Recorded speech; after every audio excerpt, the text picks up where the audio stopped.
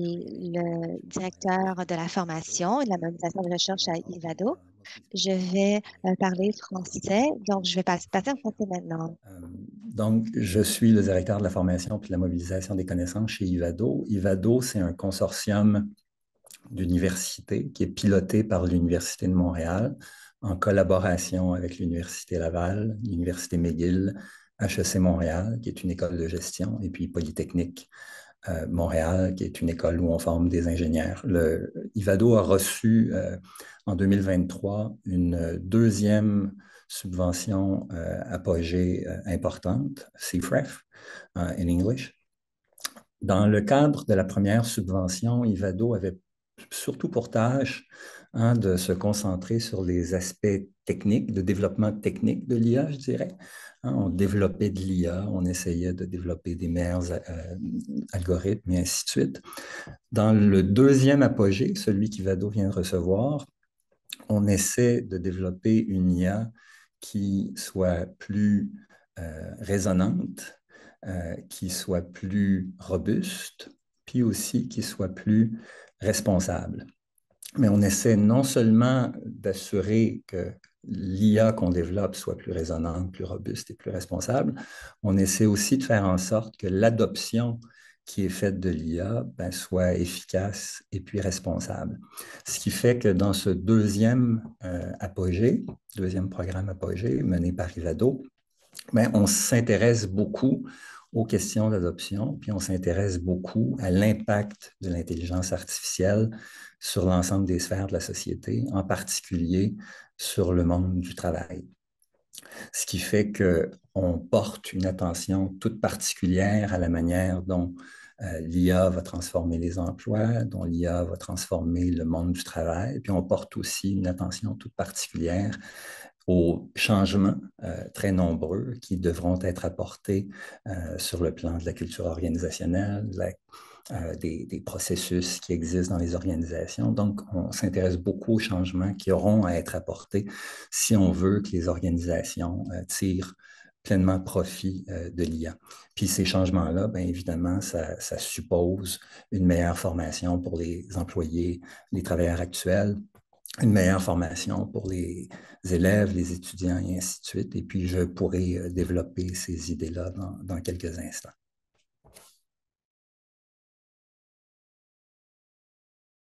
Thank you so much, Rachel. Merci beaucoup, Régent. C'est le moment parfait de présenter David pour parler des éléments d'adoption. David, pourriez-vous vous présenter et votre projet dans le domaine de la santé?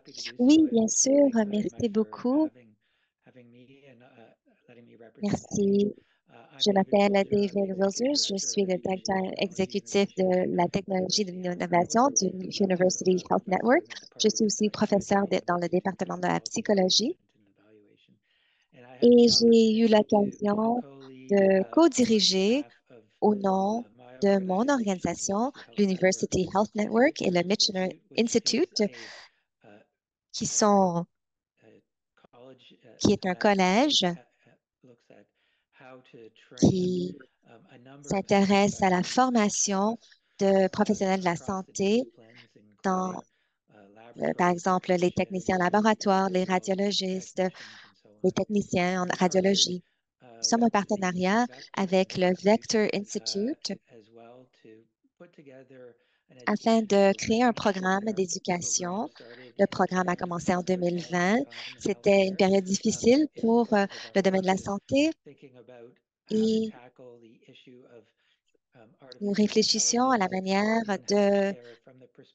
d'intégrer l'IA du point de vue de l'éducation. En 2019, il y a eu un rapport du Harvard Business Review. Comment bâtir une organisation impulsée par l'IA? Il y a eu plusieurs modèles. C'est un excellent rapport.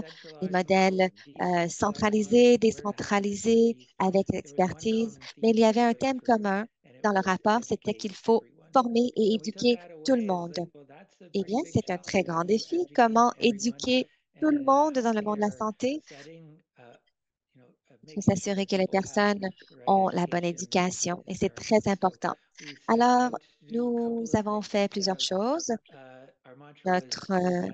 Nous voulions étudier l'état d'esprit, les outils et les compétences. Nous nous sommes engagés dans une série de séminaires, si on veut, pour que les gens y pensent de façon critique. Où est-ce que l'intelligence artificielle s'intègre à sa place dans le domaine des soins et de la santé? Probablement qu'en 2020, ce n'était pas une priorité, n'est-ce pas, étant donné la situation? Et puis, bon, vous avez tous entendu parler de ChatGPT qui a changé de discours. Donc, à travers le temps, nos projets aussi ont évolué. On ne veut pas que pousser l'information, mais on veut que les gens soient engagés pour bien comprendre ce qu'il nous faut mieux comprendre. Donc, l'état d'esprit a changé naturellement grâce à ce qui se passait au sein de l'écosystème. Et dans la catégorie série de compétences, on a créé des programmes pour les soins de santé et les leaders, les cliniciens. Il y avait un programme général aussi pour les cliniciens, cliniciennes de première ligne. Ensuite, d'autres programmes spécialisés, un pour la question de rayonnement, donc la radiologie et les sciences de rayonnement, un autre dans le domaine de la santé mentale. Et le dernier élément, comment bâtir les compétences comme telles. On a créé un centre d'innovation. Il y a eu des spécialistes et des mentors, etc., qui se sont rassemblés pour déterminer comment résoudre ce problème. Alors là où le point de départ du discours était une crainte et que dans le domaine de la santé, l'intelligence artificielle allait remplacer les emplois des gens, et un autre mantra qui, je pense, fait écho auprès de bien des gens maintenant. Et je suis le Dr. Mohamed Mandami là-dessus, qui parle du fait que l'IA ne va pas remplacer les gens au sein des soins de santé, mais les gens qui s'en servent pourront remplacer ceux qui ne s'en servent pas de l'intelligence artificielle. J'espère que nous allons avoir un plus grand nombre d'usagers d'intelligence artificielle après cette rencontre. On est prêt à faire le saut. Des très belles présentations. Merci à toutes et à tous. J'aimerais que l'on se concentre sur certains points. Il y a plusieurs enjeux de base que nous voyons au sein de nos activités et dont on entend parler et qui met vraiment une pression sur l'écosystème comme tel, l'écosystème des compétences. Donc, les compétences de base. On se concentre surtout sur le fait de livrer des compétences IA. On a vu les annonces du gouvernement fédéral sur des investissements, n'est-ce pas, des fonds d'investissement. Je vais commencer avec vous, Régent. Comment pensez-vous que les programmes de formation qu'a développé Ivado traitent ces questions? Comment voyez-vous cette demande pour les compétences du futur? Comment vous tentez de réagir aux compétences de base qui, selon vous, vont être nécessaires? Pourrez-vous peut-être nous exprimer quelles sont ces compétences nécessaires? Je pense qu'avec des partenaires comme le Centre des compétences du futur, on a essayé, puis on continue d'essayer de faire trois choses, je dirais. La première, on a évidemment besoin de gens qui ont des compétences techniques pour développer l'IA ou pour l'implanter dans les organisations. Donc, des compétences là, dures, entre guillemets, en IA, des compétences qu'on acquiert très souvent en réalisant, en suivant des programmes informatiques ou en acquérant un bac ou une maîtrise en génie informatique ou des trucs comme ceux-là. Donc, on a besoin de ces compétences-là, puis on va continuer d'en avoir besoin. Puis, le Canada n'est probablement pas aussi bien équipé en travailleurs hautement spécialisés en IA qu'il devrait l'être. Je me rappelle d'une étude publiée en 2022 aux États-Unis, je pense, où on comparait différents pays. Et puis, ce qu'on voyait, c'est que, à court terme, la position du Canada sur le plan de l'offre de ressources techniques en IA, donc de personnes qui savent développer de l'IA, puis elle était assez bonne. À court terme, elle était bonne, elle n'était pas mauvaise. Mais à moyen terme, puis à long terme, ben, ça se gâtait. Donc, certains autres pays étaient nettement mieux positionnés que le Canada là, pour assurer qu'à moyen et à long terme, encore une fois, on aurait l'ensemble des spécialistes de l'IA que ça prendrait pour faire du développement de l'IA. Alors, chez Ivado, évidemment, ben, c'est une de nos préoccupations. Hein. On veut s'assurer que on a ici, au Québec, au Canada, le bassin de personnes capables de développer cette IA résonante, robuste et responsable dont je parlais il y a un instant. Et puis, ça signifie qu'avec le Centre des compétences du futur, ben, on a essayé de faire différentes choses. Alors, la première chose qu'on a faite, c'est créer un outil qui est accessible en ligne, puis qui s'appelle Autodiag, puis qui permet à une personne d'évaluer ses propres compétences techniques en IA. Alors, si vous utilisez cet outil-là, vous en ressortirez probablement très déprimé là, de constater à quel point vos compétences sont faibles. Enfin, ça a été mon expérience. Puis c'est évidemment pas surprenant, là. Cet outil-là, il est destiné d'abord et avant tout à des spécialistes, à des gens qui ont déjà certaines connaissances.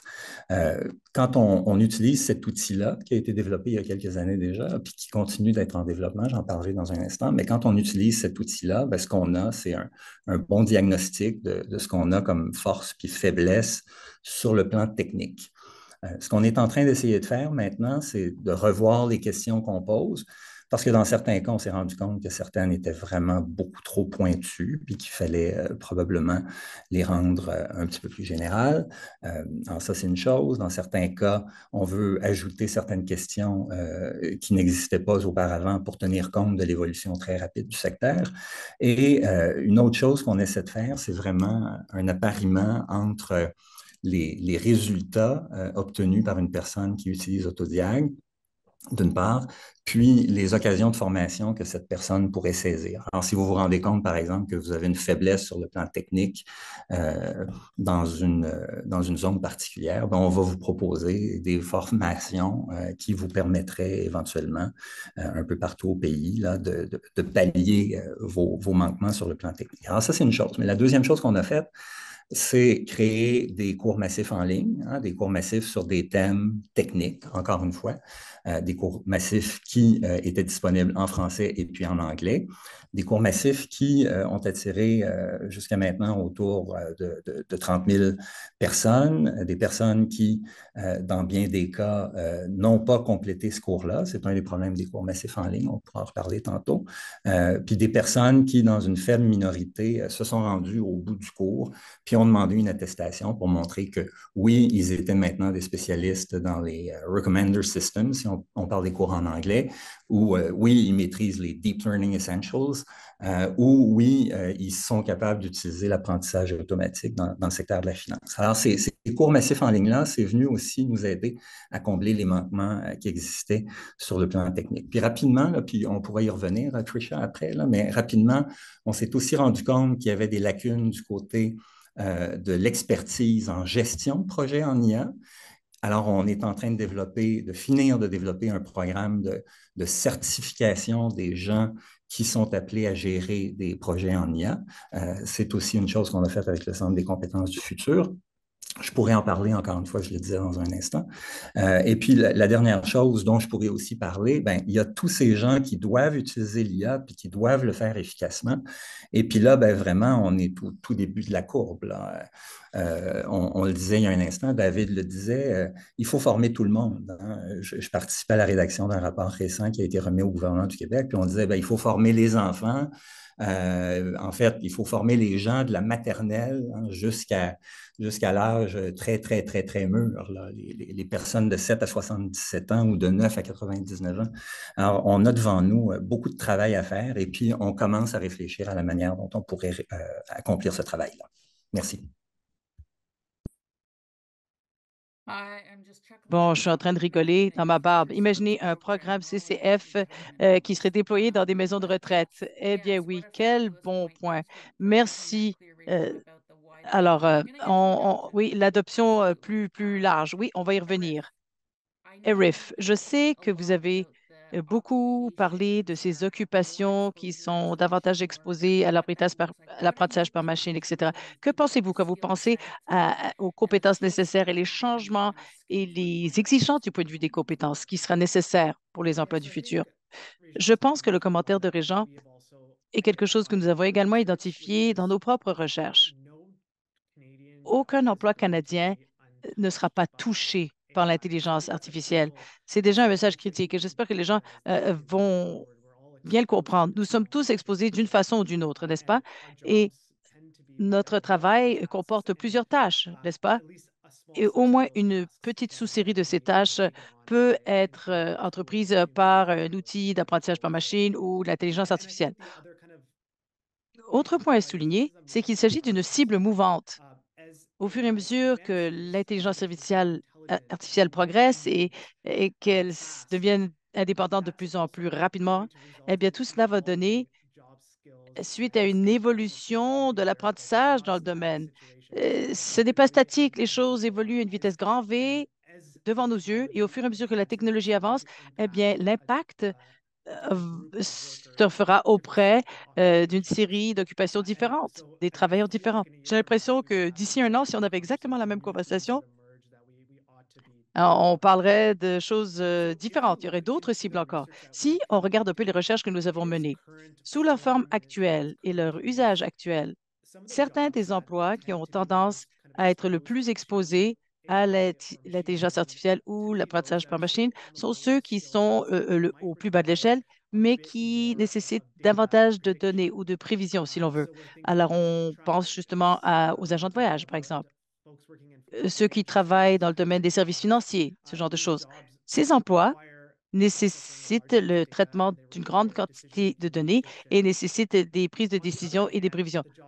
D'un autre côté, les emplois moins exposés à ces outils sont les tâches un peu plus imprévisibles. Alors, on voit une segmentation, si on veut, du marché du travail selon l'adoption de l'IA.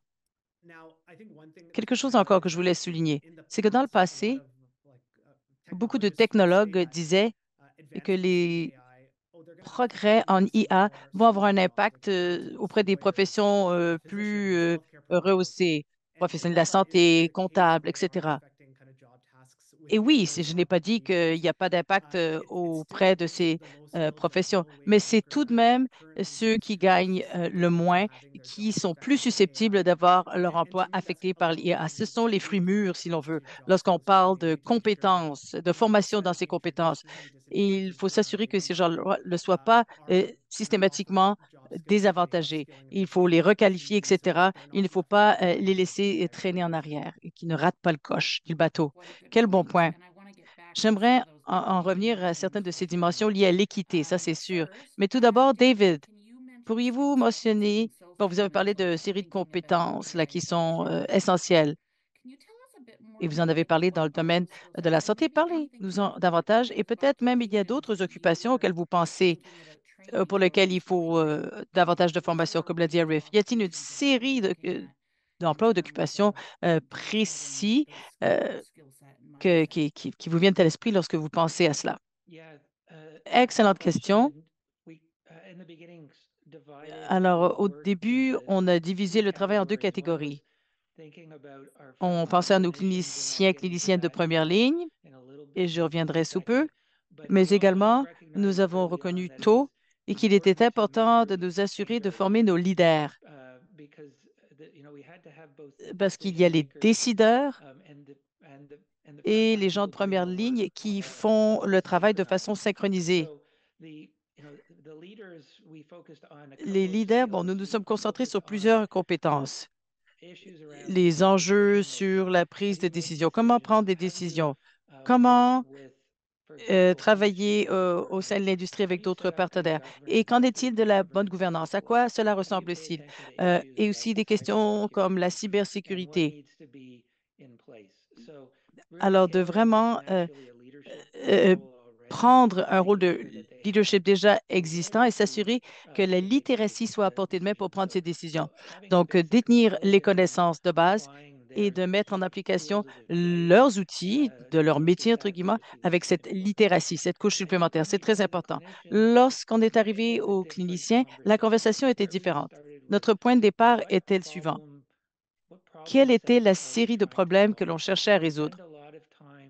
Alors, on s'est concentré beaucoup sur les faire réfléchir sur les endroits problématiques dans le domaine de la santé ou les domaines où l'IA pouvait jouer son rôle, et ce, de façon puissante.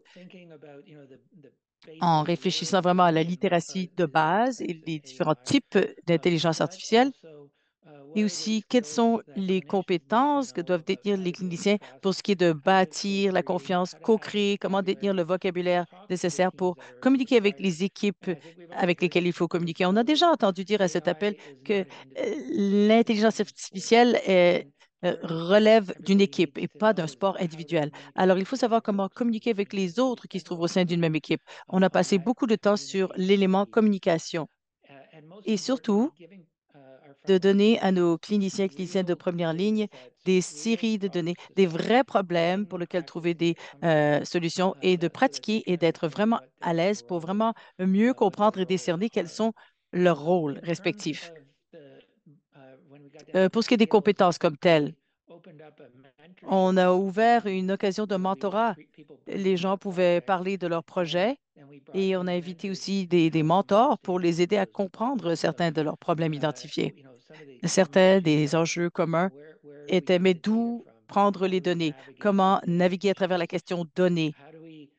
Comment placer les bonnes personnes au sein de l'organisation? Comment avoir les approbations institutionnelles? Et j'en passe. Euh, donc, une bonne partie de tout cela constitue de naviguer dans l'inconnu. Et au sein de la plupart des industries, c'est difficile, mais au sein des domaines de la santé, c'est encore plus difficile. C'est tout un défi parce qu'il y a la question de la responsabilité de ne pas faire de tort. Donc, il y a cette culture de cette aversion au risque, n'est-ce pas, dans ce domaine en particulier. C'est très fascinant ce que vous venez de partager. Oui, il y a beaucoup d'idées là. Et j'ai noté que personne a parlé de ce qu'on appelle le prompt engineering. J'ai suivi un cours sur l'IA le mois dernier et ils nous ont dit, avant longtemps, l'IA sera assez bonne et on n'aura plus besoin de ce prompt engineering. Alors, toutes ces publicités qui nous poussent à devenir ce qu'on appelle ce type de prompt engineer, apparemment, c'est un moment qui ne perdurera pas, semblerait-il. Bon, et je suis d'accord avec ça. Alors, j'aimerais me tourner vers une autre ronde de questions. Sondez un peu d'autres éléments dont vous avez déjà parlé, l'inéquité, la question éthique entourant l'intelligence artificielle, des choses que vous pondérez tandis que vous élaborez certaines de ces initiatives. Les trois que vous êtes représentent des organisations qui sont à l'avant-plan, n'est-ce pas, qui sondent vraiment et qui poussent et qui explorent toujours tout ce qui entoure l'IA. Peut-être pour aider l'auditoire à comprendre la philosophie derrière tout ça. Et je sais qu'Élise a déjà parlé d'un autre projet que CCF a soutenu par rapport à un outil qui est très habilitant pour les biais dans les affichages de postes, etc. Alors, dans ce cas-là, on était en train de tenter de comprendre quels sont les biais humains, mais aussi il y a des biais qui sont causés par l'IA, mais aussi qu'est-ce qu'on peut faire pour se débarrasser d'autres formes de biais déjà existants de façon générale. Arif, je vais commencer par vous. Et je sais que vous y réfléchissez vraiment. Ça fait partie de la mission de votre institut de penser à ces questions d'équité associées à l'intelligence artificielle. Quelles sont vos pensées? Où vous voyez des problèmes? Y a-t-il un monde où l'intelligence artificielle peut être un outil qui puisse régler certains biais?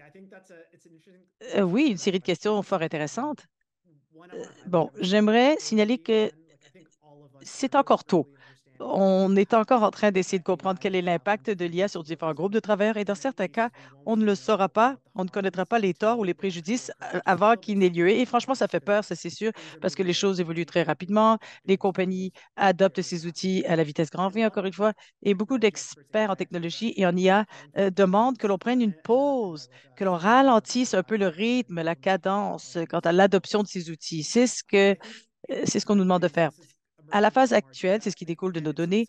Bon, c'est toujours ces groupes désavantageux, ces groupes qui sont laissés pour compte, même de façon historique. Dans l'évolution actuelle, on court le risque que l'IA exacerbe des inéquités au sein du marché du travail qui existent déjà. Alors, lorsqu'on se penche sur les données du marché du travail, on a trouvé que certains groupes sont davantage exposés à l'IA.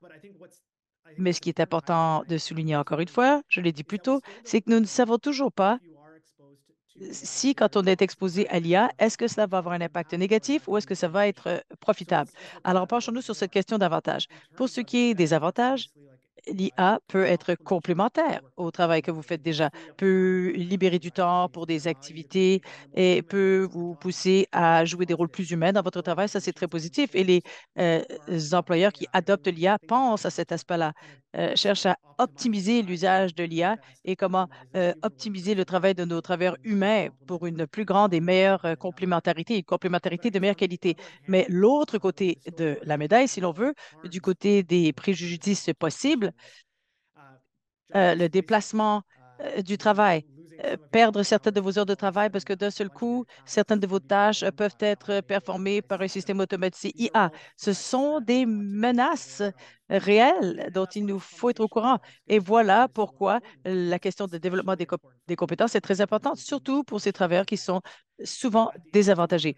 Au Institute of Work and Health, on fait beaucoup de travail avec des personnes ayant des handicaps, personnes de couleur, des travailleurs immigrants.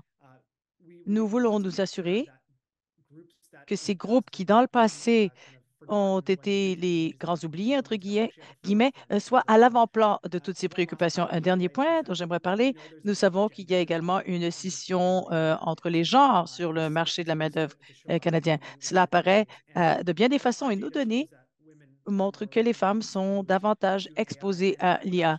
Et j'aimerais lancer un défi aux gens de l'auditoire. Réfléchissez-y, comment cette exposition accrue à l'IA dans la vie de travail des femmes peut être utilisée pour hisser cet écart qui existe depuis fort longtemps et en parler davantage. Peut-être que c'est une possibilité pour trouver une solution et pour mettre les choses à pied d'égalité.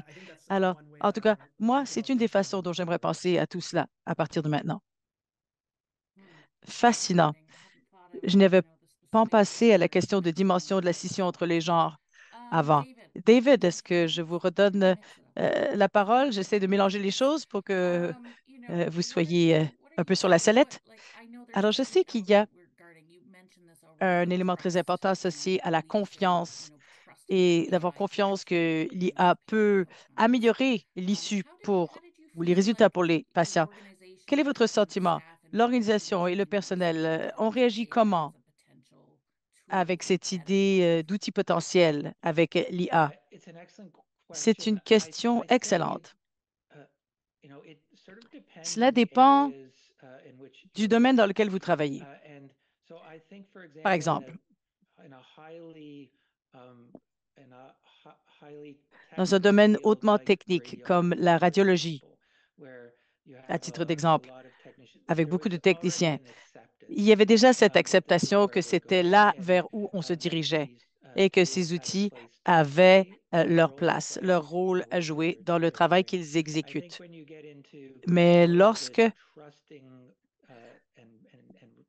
on parle de liens ou liens de confiance, comme par exemple dans le domaine de la santé mentale, il y avait davantage de scepticisme. Par exemple, il y en a qui ont dit, bon, on peut aller de l'avant avec certains de ces outils, mais l'organisation doit être prête également et il faut des systèmes. Un autre élément sur lequel les gens ont des doutes, c'est la qualité des données qui existent à l'intérieur de nos systèmes.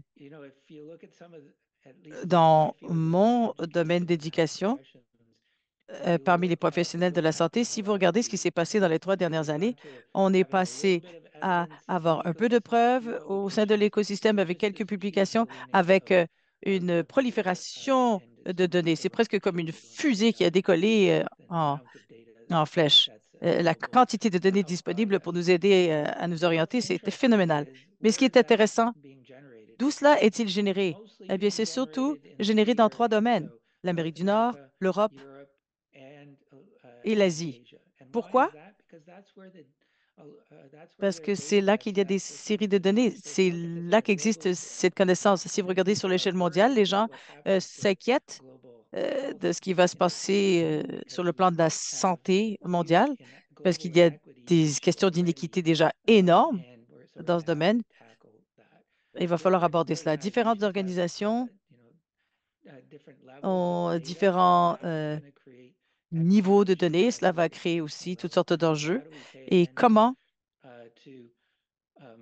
porter attention à ces groupes qui ne disposent pas de toutes ces ressources. Bon, moi, je travaille dans un centre où on a la possibilité, la chance d'avoir beaucoup de ressources. Si vous êtes dans un contexte rural, etc., et vous n'avez pas accès aux mêmes données, comment soutenir ces groupes-là? Et aussi, on a des conversations avec nos patients. Nous avons dit à nos patients, pas comment vous sentez-vous, mais comment trouvez-vous que les prestataires de soins de santé doivent être préparés? Et ils ont parlé de connaissances et des compétences, mais ils ont aussi parlé du lien de confiance et d'être en mesure de communiquer toutes les parties prenantes sur ce qui se passe. Et ça, c'est un rôle aussi auquel il faut porter attention. Mais ils nous ont également dit ceci. Il y a beaucoup de préjugés qui existent déjà dans la façon dont le travail se déroule et comment le soin est prodigué, surtout dans un domaine de soins de santé. Et les patients nous disaient que peut-être que ces outils vont pouvoir aider les cliniciens à réfléchir davantage sur les préjugés à poser ou présenter aux différents patients. Je trouvais que c'était quand même un message assez puissant qui découlait de ce travail. Et les cliniciens ont réagi, ont porté attention vraiment de façon très sérieuse. Je dirais ceci. La question de l'ingénierie de prompt, je viens de participer à une conférence. Il y a eu un atelier sur l'ingénierie de prompt, justement. Et je pense que c'est comme en vogue. C'est un peu comme utiliser le clé papier Microsoft un certain temps. Ça va durer un certain temps, puis ensuite, on n'en parlera plus. Voilà, ça va être éphémère. L'année prochaine, on n'en parlera plus à la conférence parce qu'on utilise Google. Merci, David. Régent. Question semblable. Que voyez-vous en termes des risques potentiels ou les implications de l'IA dans les domaines dont on a parlé par le truchement de Ivado? Quelle est la conversation au sein de Ivado sur la dimension éthique à l'heure actuelle?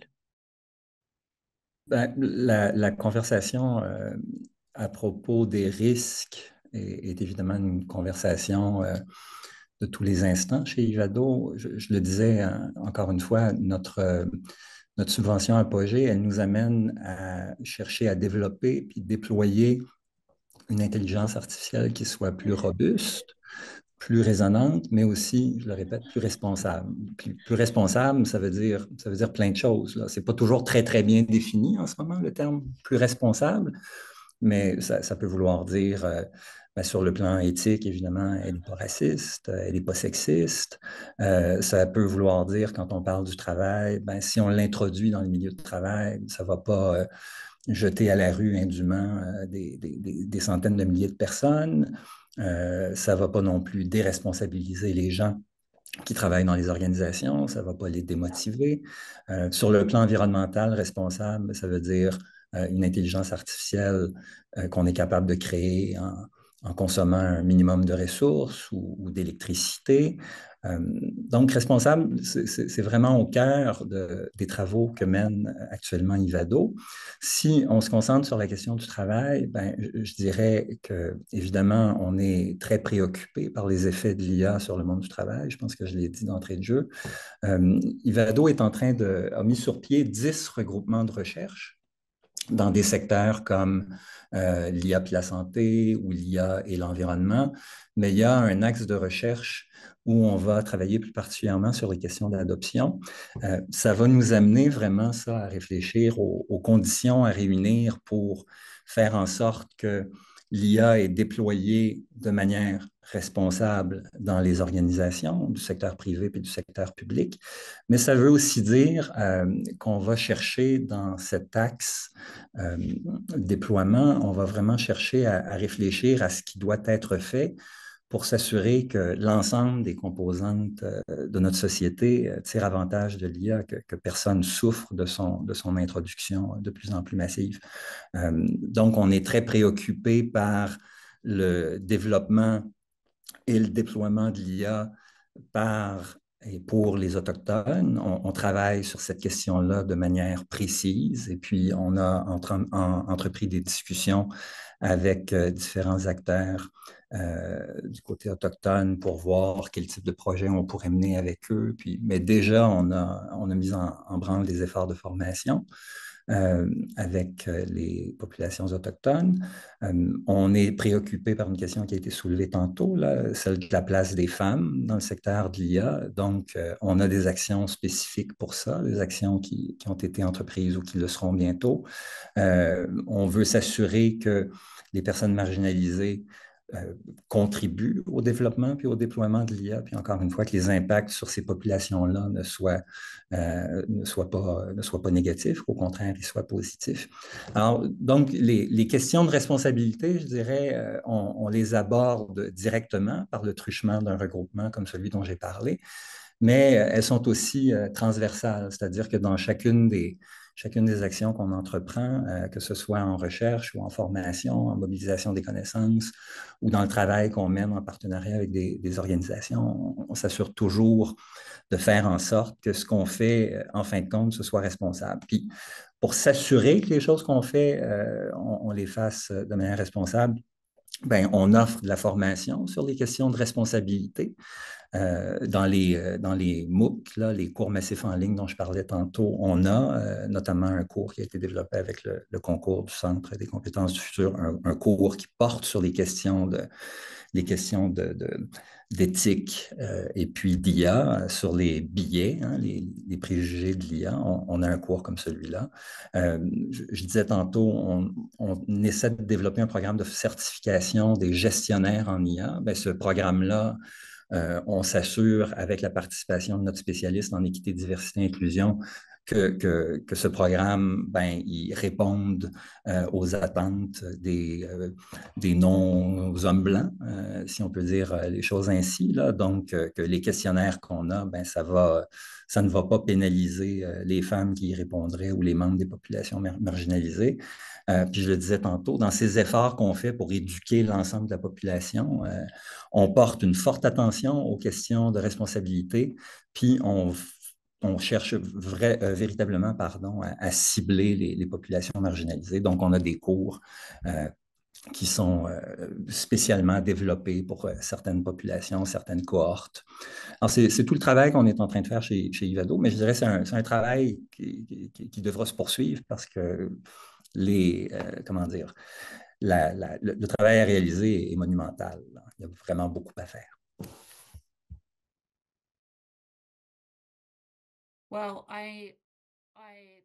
Merci beaucoup. Je ne suis pas surprise d'apprendre que chacune de vos organisations pense, réfléchit profondément à la question. C'est quelque chose qu'on ne peut pas simplement cocher une case.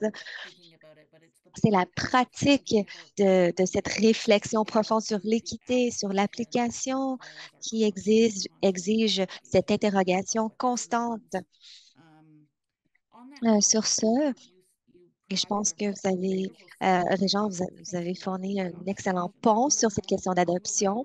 J'aimerais qu'on puisse discuter de l'adoption et comment élargir l'incidence de l'IA et tout en gérant les risques ainsi que de gérer les risques négatifs. Avant de me passer, de tourner à l'auditoire, il y a une longue liste de questions déjà. Sentez-vous libre d'ajouter vos questions pour les panélistes. Je vais essayer de regrouper les questions par thème, mais il y a déjà des commentaires qui sont très intéressants. Mais avant de nous tourner vers l'auditoire, commençons par David. Parlez-nous de l'adoption. Beaucoup d'argent injecté dans l'IA, beaucoup d'attention. Nous avons créé des projets pilotes au CCF. Mais quels sont les axes d'intervention, quelles sont les politiques, comment faciliter l'adoption? Je suis curieuse de votre avis. Vous faites un travail d'intégration de ce que vous avez appris du panel que vous avez fait avec nous à un projet plus élargi. Qu'avons-nous besoin de faire dans d'autres domaines? Quel genre de politique doit être mise en place? Qu'avez-vous appris? Bon, je vous laisse répondre très globalement à cette grande question. Quels sont les parcours d'adoption? Oui, et j'aurais dû commencer depuis le début. Merci au CCF pour votre partenariat. Il y a 4 ans, très peu de personnes discutaient de cette question. Et je vais répondre dans la mesure où je vais évoquer la conception des services. Au début, au début de l'IA, c'était le côté de l'offre. Donc, la conversation portait sur l'offre. Les gens disaient, bon, nous avons ces outils, comment est-ce qu'on peut les appliquer dans l'environnement de la santé, par exemple? Et cette conversation doit être à deux sens, tant du côté de la demande que de l'offre. Que cherchons-nous dans notre environnement? Et donc, où est-ce qu'on devrait investir notre énergie en matière de mise en œuvre? Nous devons reconcevoir bon nombre de procédés parce que lorsque nous présentons ces outils seulement en tant qu'offre d'outils, cela va créer de la tension. Et il faut aussi intégrer notre personnel. Il faut créer un environnement parce que cela va forcer notre personnel à aller voir ailleurs. Et donc, nous voulons engager notre personnel dans ces conversations. Quel est l'avenir du domaine de la santé? Comment mettre en œuvre ces outils? Nous allons aussi d'excellentes preuves qui ressortent de ces projets. Et, dans certains cas, l'IA fait mieux que l'être humain lorsque c'est à grande échelle. En Ontario et partout au Canada, nous voulons donner le meilleur soin de santé possible. Donc, cela veut dire qu'il faut une meilleure dépistage. Et l'IA est excellente dans le dépistage. Donc, nous devons aussi amener les preuves dans le dialogue pour que nos collectivités puissent comprendre l'incidence et la valeur ajoutée de ces outils. Je crois vraiment que dans la mise en œuvre, la plus grande préoccupation est que nous allons causer du tort et du tort de plusieurs manières. On ne sait pas ce que fait la technologie. Nous allons désavantager certains groupes. Nous allons désavantager certains types de travail, etc. Donc, il faut créer un cadre d'équité dans la mise en œuvre elle-même. Et cela est essentiel pour pouvoir permettre le dialogue. Et comment le faire? Eh bien, il faut co-créer des solutions. Co-créer des solutions avec tous les différents groupes. C'est quelque chose que nous avons essayé d'intégrer dans le volet éducation et c'est maintenant l'occasion de s'instruire, de participer dans la conversation, d'ajouter d'autres personnes à la conversation pour que nous puissions collaborativement, ensemble, collectivement, bâtir un avenir qui va servir toutes les populations en cas d'équité aussi. Nous avons reconçu notre processus. On ne peut pas simplement prendre un algorithme et le mettre dans un contexte clinique sans reconception. Il faut le faire de façon collaborative. Et c'est la seule manière d'avoir une mise en œuvre, une transformation du système de santé. Mais la réalité est que notre système, à l'heure actuelle, ne pourra pas répondre aux besoins des citoyens. Et donc, il s'agit d'un impératif moral. Comment redéfinir les services en utilisant ces outils? Nous devons faire ce travail, mais de façon inclusive. Très bien dit. Et je rajouterais, en plus de l'impératif moral, il y a aussi un impératif économique brûlant, étant donné les chiffres en matière de productivité que nous continuons de voir.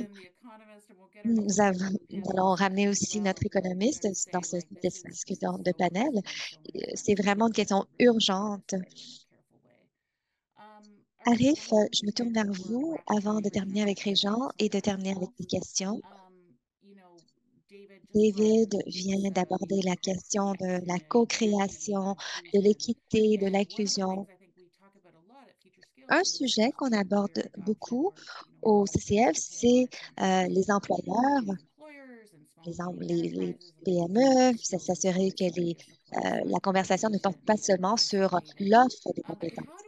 Mais comment le faire d'une manière où nous adoptons la technologie de l'IA afin de prioriser le bien-être des travailleurs? Est-ce qu'il y a un monde idéal où on peut faire les deux?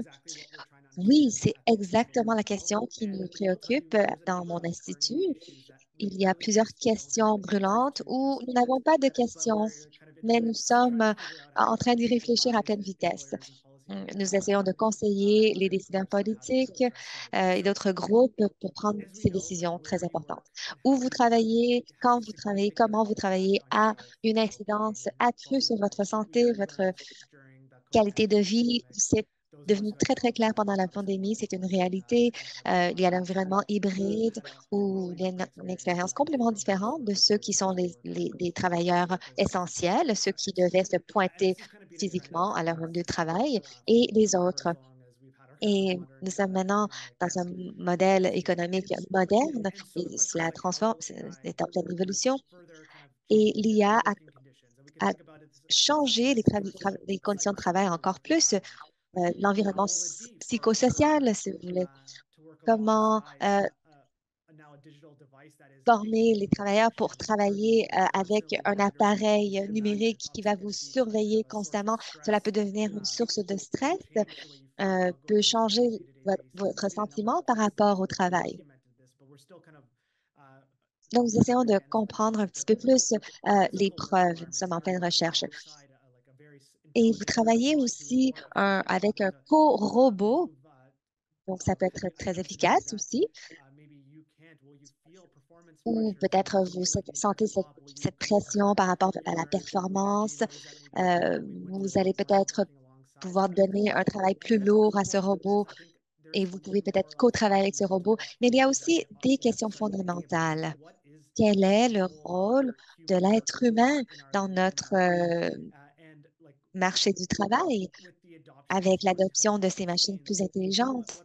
Quel est donc le rôle de l'être humain? Comment créer des filets de sécurité dans ce paysage en pleine évolution? Donc, il y a toute une gamme de questions sur lesquelles réfléchir et nous devons le faire maintenant pour ne laisser personne pour compte, alors que les changements se produisent très rapidement. Très bonne question. Régent, pourriez-vous nous dire vous avez déjà évoqué certains de ces concepts, les conditions, mais quelles sont les conditions nécessaires pour une adoption courante de RF et David? Ce n'est pas seulement de former les individus, cela n'est pas suffisant pour réimaginer le système. La formation, certes, c'est très bien, certes, mais quoi d'autre? À quoi pensez-vous chez Ivado pour réimaginer tout notre système de main-d'œuvre?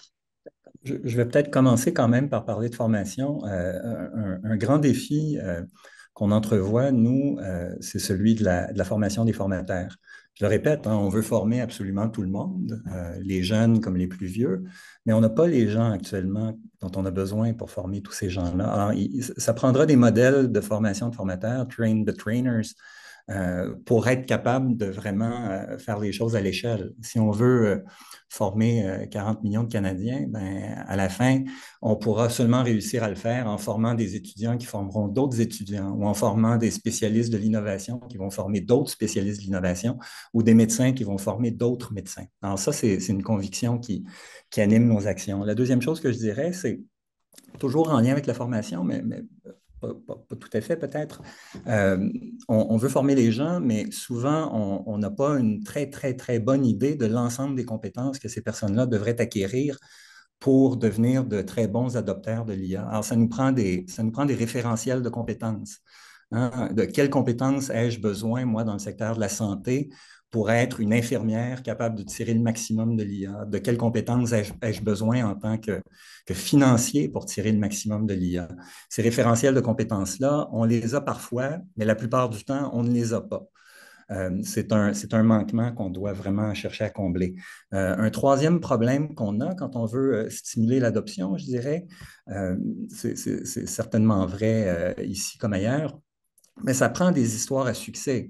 Je dirais, en ce moment, le discours sur l'IA est très, très souvent pessimiste ou négatif, et puis très souvent à juste raison, mais on a aussi besoin de ces histoires d'organisations, d'entreprises qui adoptent l'IA avec succès. Ces histoires-là, on en a certaines, mais même chez Ivado, là, même si on côtoie des entreprises au quotidien, c'est pas comme si on en a tant que ça. Alors, ces histoires-là, on doit, à l'échelle canadienne, les recueillir puis les diffuser.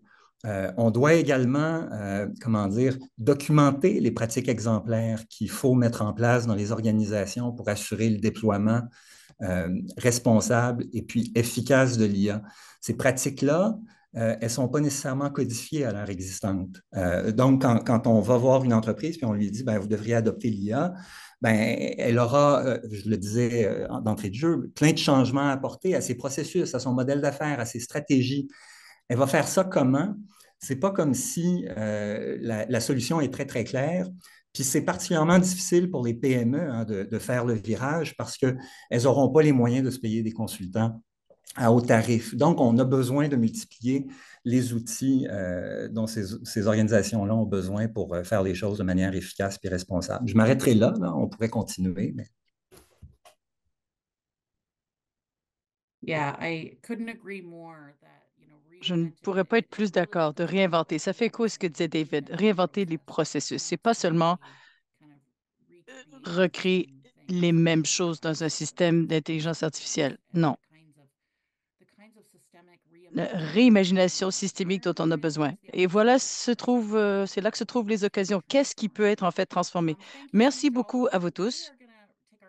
Nous entamons nos dernières 10 minutes ou 15 minutes et ce sera à propos des questions. Et je pense qu'on va réinviter Vivienne. Parce que oui, il y a toutes sortes de questions qui portent aussi sur la recherche qu'elle a pu partager au début de la présentation. On doit absolument commencer avec ce que nous dit l'auditoire.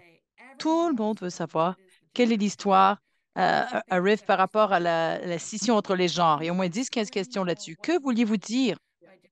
L'impact sur la scission des genres. Aussi, votre... Non, ben, je n'ai pas les diapos, mais je pourrais en parler davantage et vous donner davantage de contexte. Comme cela a été mentionné, nous avons examiné le sondage de la main-d'œuvre canadienne, une série de données donc, sur les travailleurs canadiens. On a pris chaque occupation au Canada et on a appliqué une cote. C'est un système qui a été conçu aux États-Unis. On a pu le cartographier sur la réalité des occupations canadiennes. Et on a pu coter chaque occupation au Canada par rapport à la proportion de tâches d'occupation qui peut être performée hypothétiquement par l'apprentissage par machine. Il y a certaines occupations qui sont davantage exposées à l'apprentissage par machine que d'autres. On s'est penché sur qui travaillait, qui occupait ces postes, et ce que nous avons découvert, c'est que ce sont les femmes qui étaient hautement concentrées à ces postes, justement, qui étaient le plus exposés à l'apprentissage par machine. Je vais vous donner un exemple. Alors, des types d'occupations qui ont obtenu des cotes élevées. Conseiller en déplacement en voyage, agent de recrutement, commis comptable, assistant à l'exécutif, etc. Donc, basé sur ce que nous donnent les données, il est possible que les femmes occupent davantage ces postes et sont donc plus probables à être exposées à ce qu'offre l'IA. Ce n'est ni une bonne nouvelle ou une mauvaise nouvelle. Cela veut dire que ces gens-là, cette catégorie-là, aura côtoyé l'IA peut-être davantage et on peut chercher à offrir quelque chose de complémentaire pour que les gens puissent mieux faire leur travail ou tirer parti de l'IA pour faire preuve de créativité à leur poste ou de se concentrer sur le côté humain que leur offre leur travail. Alors voilà une explication rapide de certains de ces résultats, mais je peux y aller davantage encore s'il le faut, bien sûr. Très, très utile comme réponse. Oui, un résultat fort intéressant.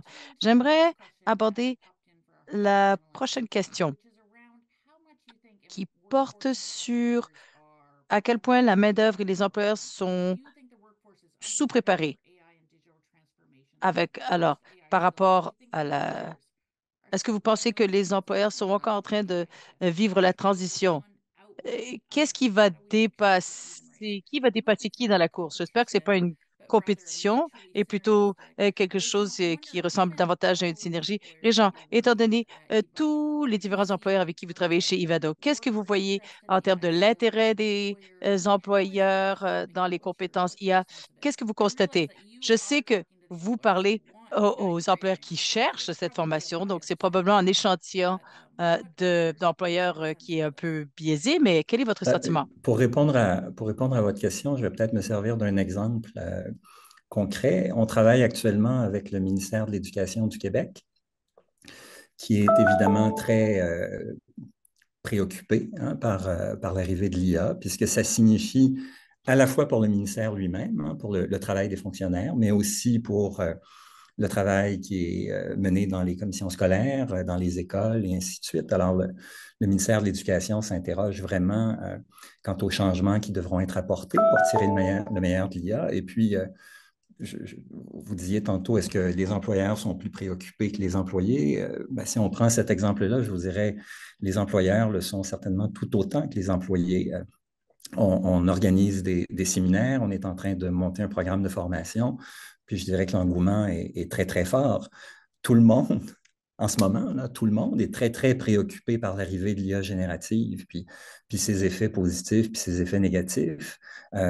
J'aurais tendance à dire que les employeurs ne savent pas vraiment ce que l'arrivée de l'IA générative signifie pour leur fonctionnement, les effets que ça pourrait avoir sur la réputation de l'organisation, sur les stratégies que les organisations pourraient mettre en place. Puis du côté des employés, bien évidemment, de manière générale, j'aurais tendance à dire, on s'inquiète des effets éventuels de l'arrivée de l'IA générative dans les organisations, même si beaucoup d'employés sont très, très curieux, puis se disent, ben oui, ça pourrait très certainement m'aider à faire mon travail. Puis ils essaient, hein, ils utilisent des outils comme ChatGPT, pardon, mais ils le font parfois en cachette parce que l'employeur décourage leurs efforts. Puis, alors, ça prendra... encore une fois, ça va prendre beaucoup de formation, tant du côté des employeurs que du côté des employés. Ça prendra très certainement, à mes yeux, un dialogue entre les deux. Hein. Dans un rapport remis récemment au gouvernement du Québec, le Conseil de l'innovation disait, ben, pour s'assurer qu'il y a des effets positifs sur le marché du travail, puis que les effets négatifs soient minimisés, il faudra la mise sur pied de groupes multipartites. Il faudra que les syndicats parlent avec les employeurs, que les employés soient partie prenante à la conversation. Il faudra que tout le monde travaille ensemble parce que sinon, on n'arrivera pas à déployer, comme je le disais, cette IA responsable dont on a besoin, puis efficace, cette IA aussi, si on veut améliorer notre productivité, qui est un enjeu énorme.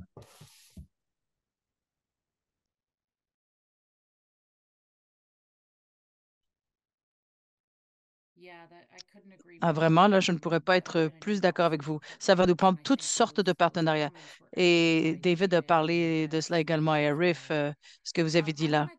Ça fait écho chez nous. J'aimerais prendre une autre question qui revient à des informations que vous avez présentées au début, Viviane, sur l'affichage des postes et les tendances que vous décernez. Et peut-être qu'on aura le temps pour une question ou peut-être qu'on fera des remarques de clôture, vraiment des dernières idées qui vous sont venues à l'esprit pour qu'on termine en beauté et qu'on remercie tout le monde d'avoir pris le temps de prendre part à cette conversation. Viviane, basée sur ce que vous voyez du côté numérique et non numérique, les deux types d'affichage, pensez-vous que la capacité de faire usage de certains outils IA et d'avoir des compétences en IA va être la nouvelle norme dans la description de l'emploi du futur? Est-ce que c'est la tendance, ça va être comme ça?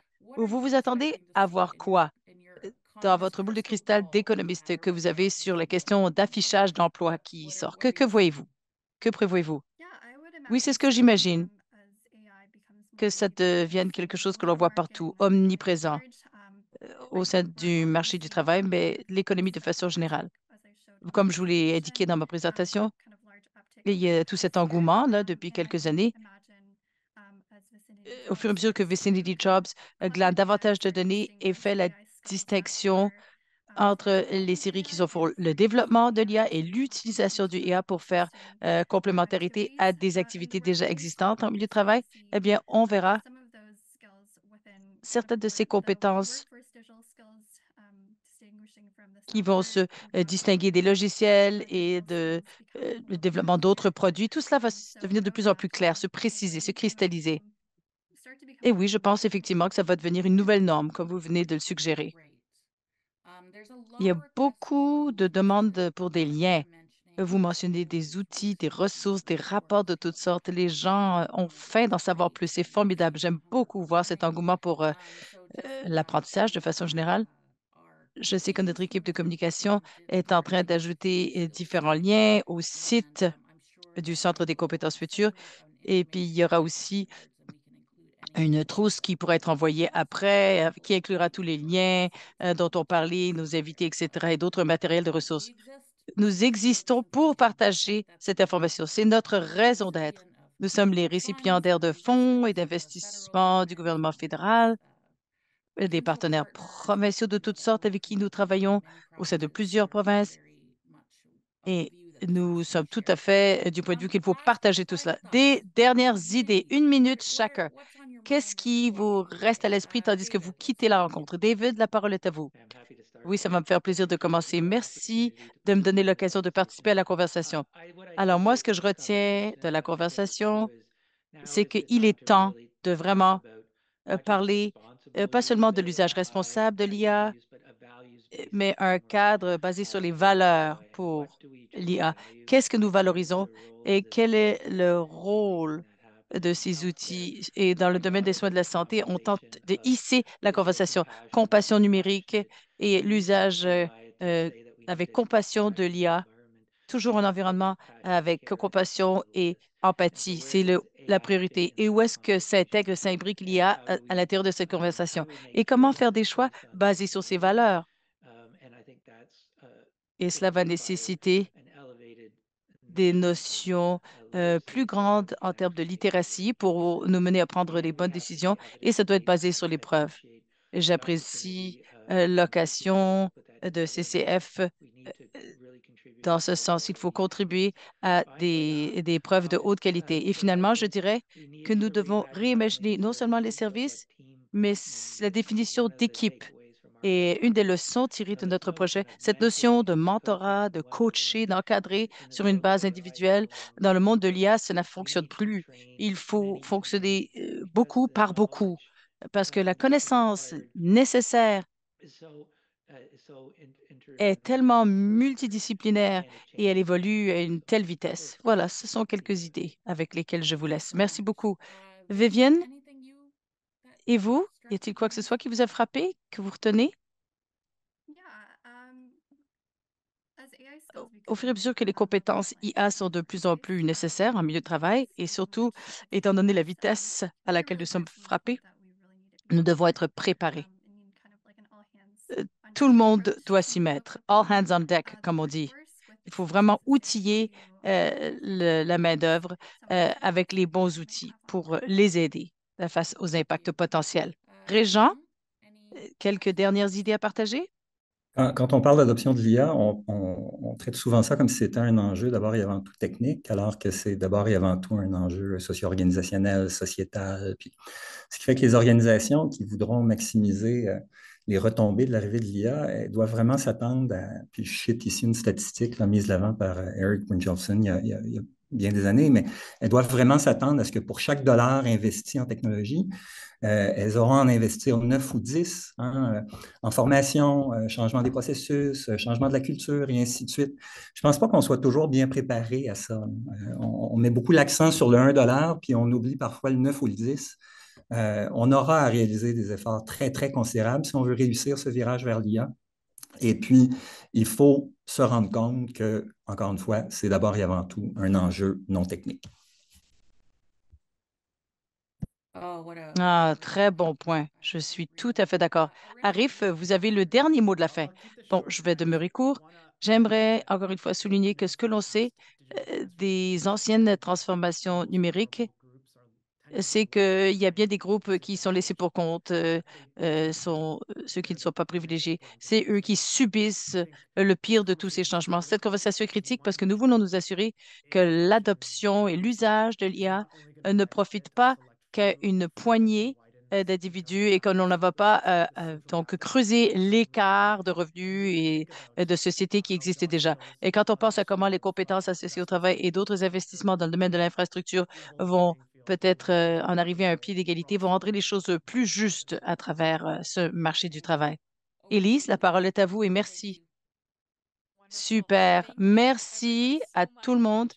Merci à nos panélistes, ceux qui ont fait des présentations Quel moment opportun pour avoir cette conversation. Ça tombait vraiment à point nommé.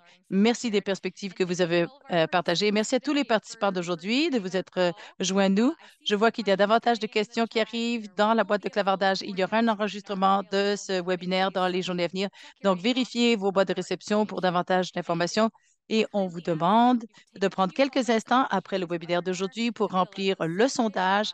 On aimerait beaucoup savoir ce que vous avez pensé de la séance d'aujourd'hui. Votre rétroaction compte beaucoup. Merci beaucoup et profitez de la fin de la journée.